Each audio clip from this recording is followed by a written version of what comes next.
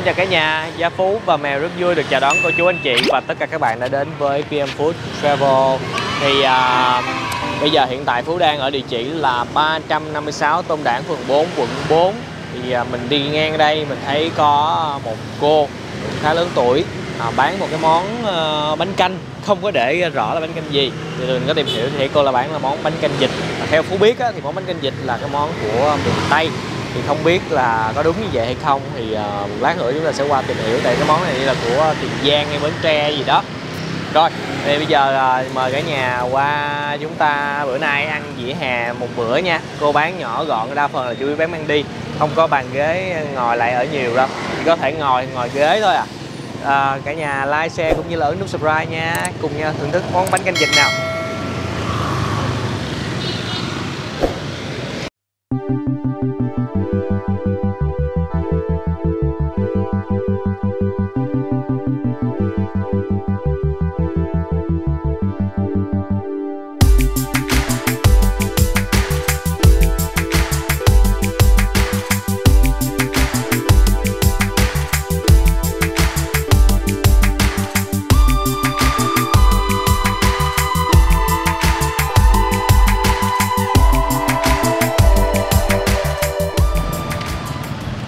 Giới thiệu với mọi người, đây là cô bé.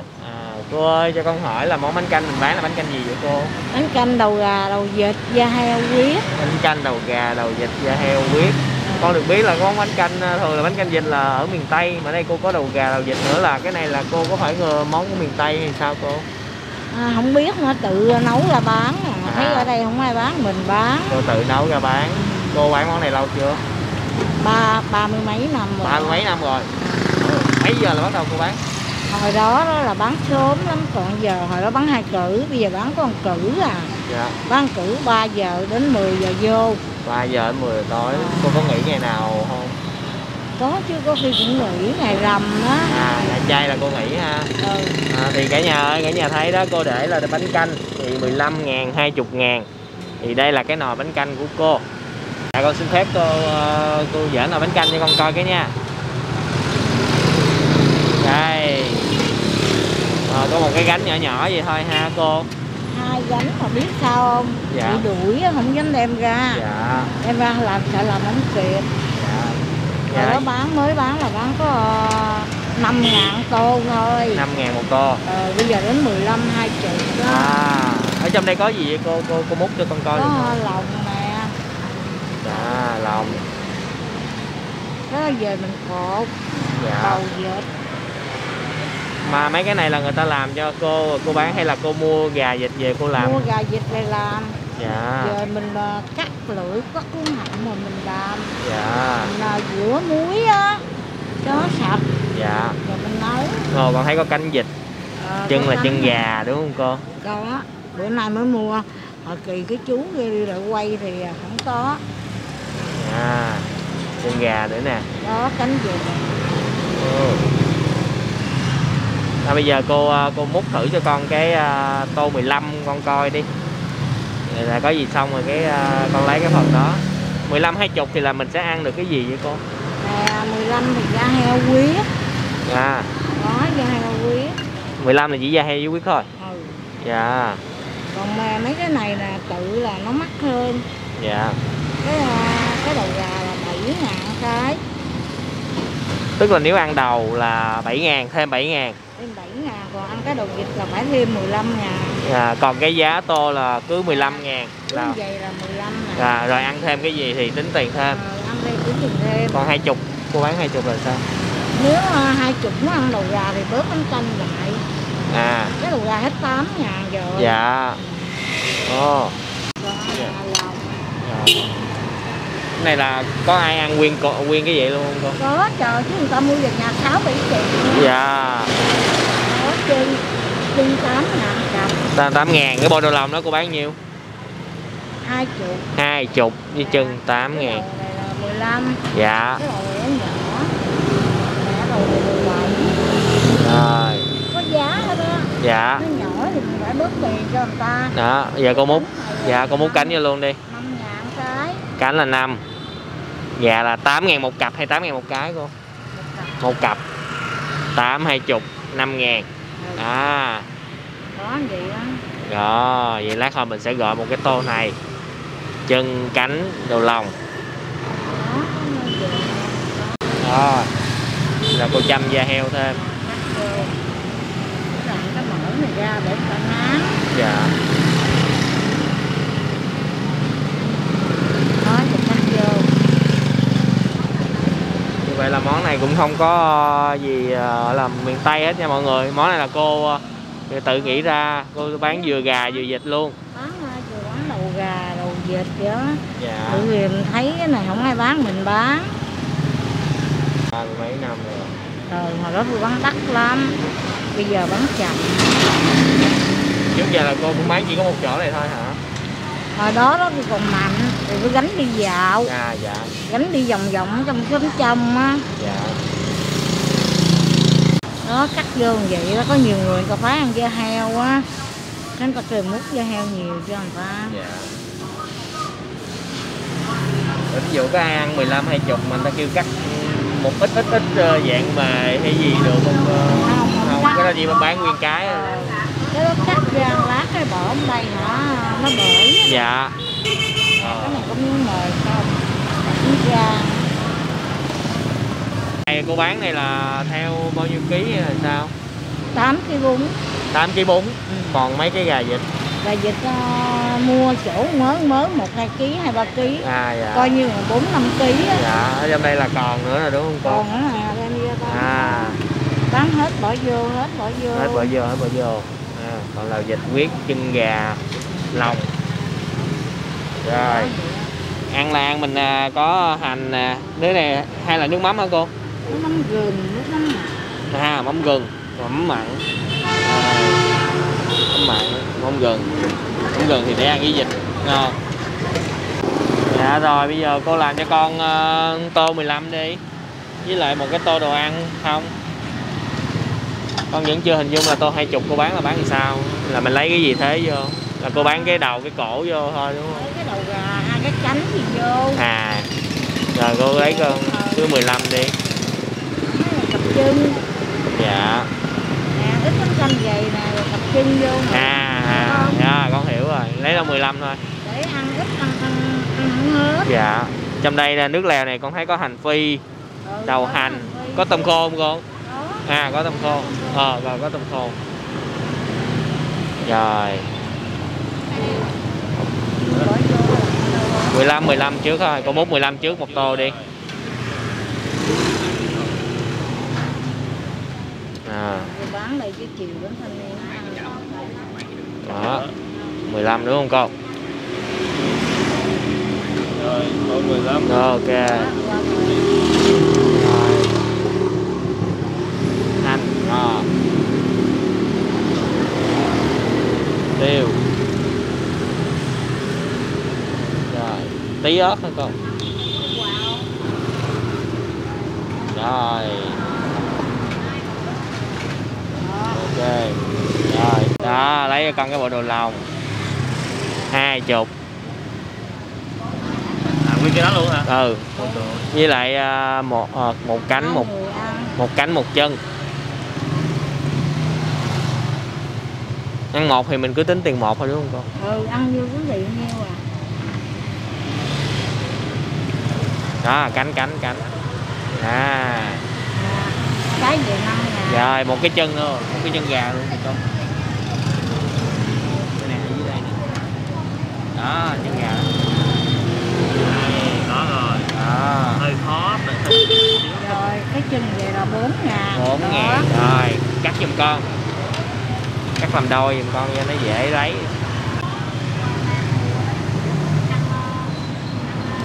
Cứng nha. Được không cô? Cái tay yếu.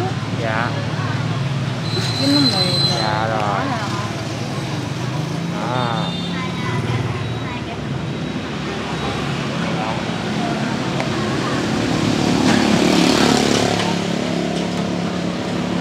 Đó, vậy đó là bánh vịt chấm. Dạ rồi. Qua bà. Dạ, múc nước vô luôn. Nước bánh canh hả? Không, nước lèo thôi. Nước vô đây hả? Dạ. Ủa bình thường là có không? Có nước. Không, cái này để làm nước mắm. Dạ. Mắm mặn với mắm gừng pha chung hả con? Nó ngọt. Đó. Em qua bàn ha. Dạ. Rồi ra bàn luôn.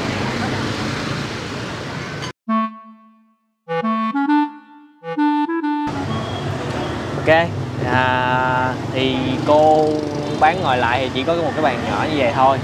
Đa phần là cô bán mang về nha mọi người. Bây giờ Gia Phú xin mời cả nhà cô chú anh chị và tất cả các bạn chúng ta cùng thưởng thức món bánh canh đậu gà, đậu vịt đủ thứ da heo huyết của cô bé. Ok, đây miếng nước lèo nha. Vừa hơn, vừa ăn hơn, vừa cay nước mắm. Dạ, đây chưa vừa thì con có nước mắm bên đây. Chung là nước lèo thanh thanh thôi mọi người, nó thiên về vị mặn mặn một tí, nó không có vị ngọt nhiều.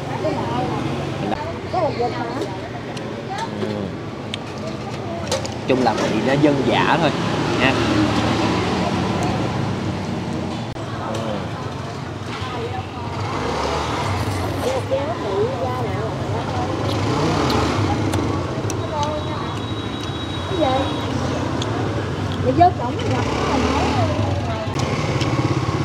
Ăn miếng da heo nha mọi người.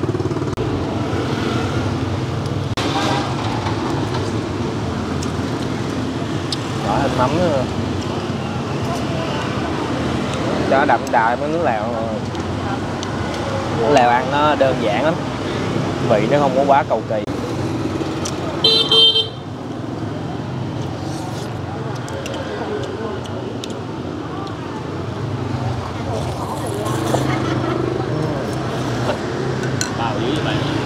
Đói. Nhưng mà ai vị theo kiểu cái món như vậy á thì mình thấy là ghé thử mua ăn ủng hộ cho cô nha. Nãy thấy là đa phần là mấy cô, mấy chú mua cái món này. Chấm miếng huyết ha. Không chứ.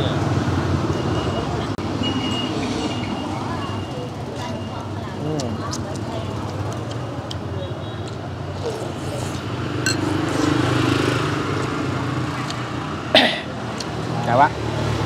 Miếng này nha. Đây là gan thịt. Bộ đầu lòng à? Bộ đầu lòng. Nhưng mà mình biết nó là gì không? Đây, lòng vịt.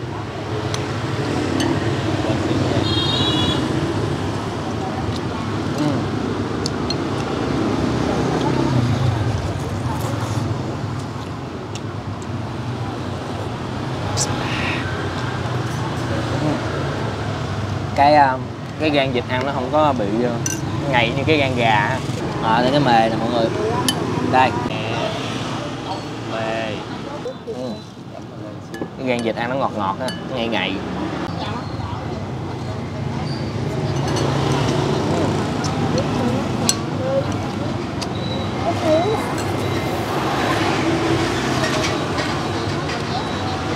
Tôi tìm hiểu là nếu mà mọi người biết mọi người có theo dõi á, là mình có tìm hiểu á, thì là món bánh canh vịt là ở Tiền Giang, Bến Tre.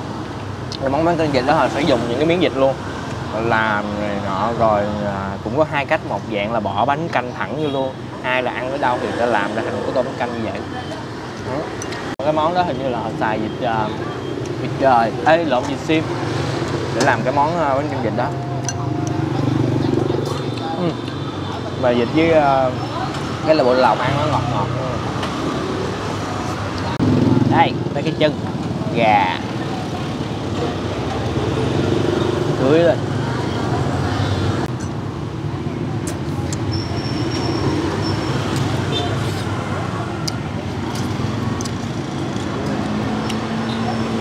Kết hợp hai tay.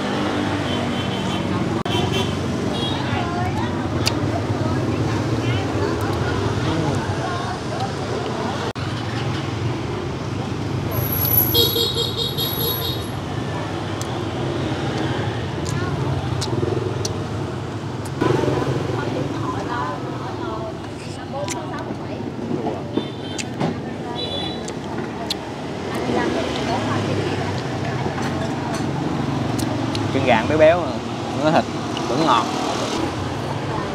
Dạ. Mình bán tới 10 giờ luôn hả cô? Có hôm nào hết sớm không cô? Có bữa hết 8 giờ. Dạ.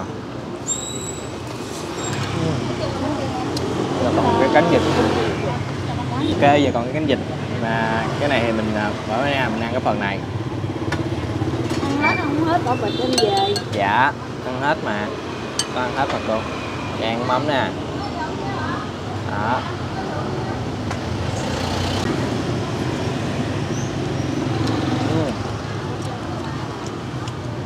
Da thịt chắc, bỏ phần da đi một tí nha mà.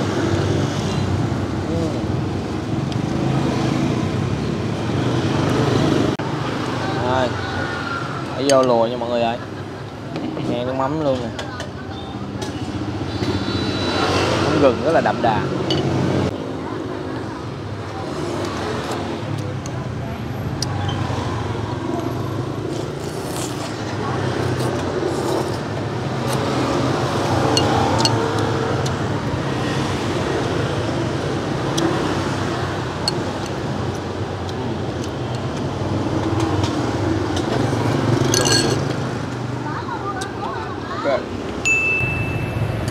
Sáng giờ mới ăn cơm luôn hả con? Ăn trễ quá à.